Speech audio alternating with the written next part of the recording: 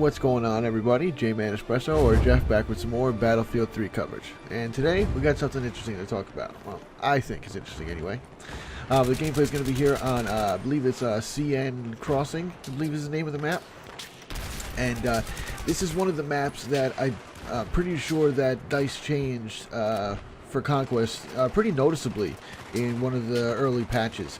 The first game I played on here had different conquest points than they are now. There was one called Narrow Streets was A, and you know, the flag points were somewhat different.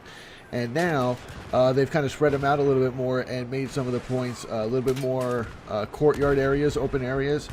And as far as I'm concerned, the first game I played on here, I did not enjoy it. I thought it was, you know, for lack of a better term, you know what I mean. It was a cluster F.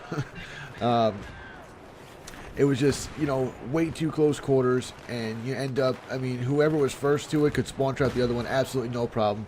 You trap them at one flag.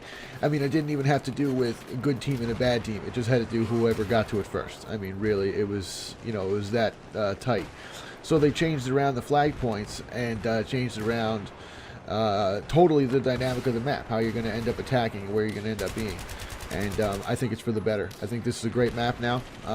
You know, I like the map setting, the urban setting. And now I think the way they changed around the capture points, I think it makes it a much more balanced map.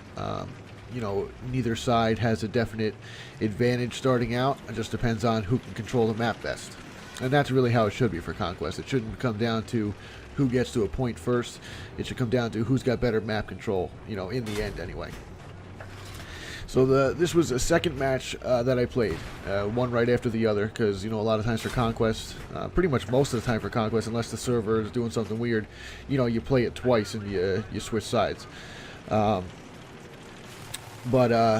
know, the first game we played on here, the other team just totally trapped us. I mean, we were done. As soon as the game started, I mean, we didn't even have a chance, you know, and I was annoyed because our teams were pretty well matched, and there was no reason why they should have done that. We were working together, and our team was trying to push up. They were just dug in well, and we just couldn't get past them. So I saw that starting to happen here in the beginning. You know, we hopped in, and you know, the video is from already a little bit into the game, as you can see. And I saw that starting to happen again. You know, they were hitting us with the mortars. You can see the mortars coming down on my tank now. And they're starting to push us back onto the bridge. And we really need this one flag in here. Because if you get past to your near flag and the bridge, they got you. Alright, so we really need this flag in here. Right, so I'm thinking, you know, we have to push up. How are we going to do this? Oh, wait, of course. And the point of the video, this is Battlefield. Take a tank, drive it in there like you own the place, and shell that flag until we can take control of it. And that's the whole point of the video here. That's what I want to show you guys. Regardless of any situation that you think you're in, that you think you can't get out of, all right, this is Battlefield.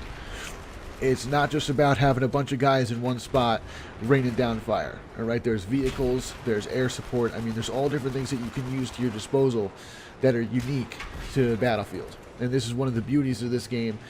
You know, they're getting us pretty good. They're having us trapped in there pretty good, holding us back. So we're able to bring this tank right up there and just start throwing shells right up into the flag.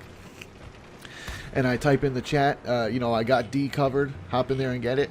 We take the flag, and the rest of the match is going to be us pushing them back into their spawn. And, you know, it was a nice trade-off to see that happening from them doing that to us the first time.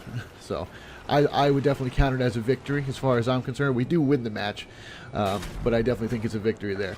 And I just wanted to show you guys that's what you need. That's what needs to be done. You got to think outside the box sometimes. And I know using the tank isn't really thinking outside the box, but no one else on our team was using it. It was just sitting back in our spawn while everyone else is trying to move up with the weapons, you know.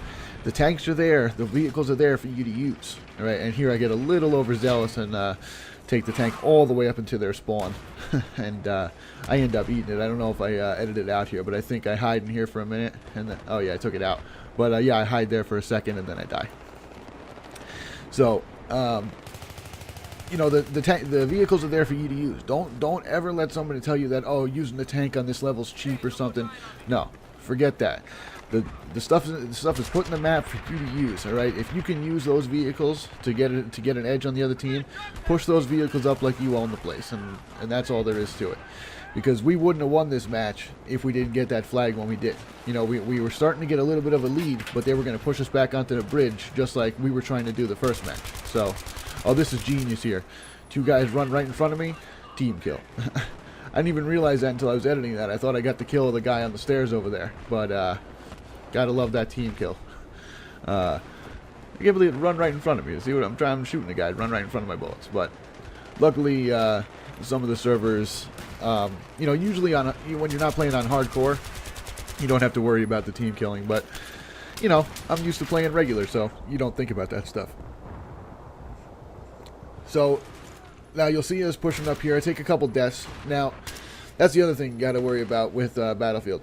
Or rather, not worry about.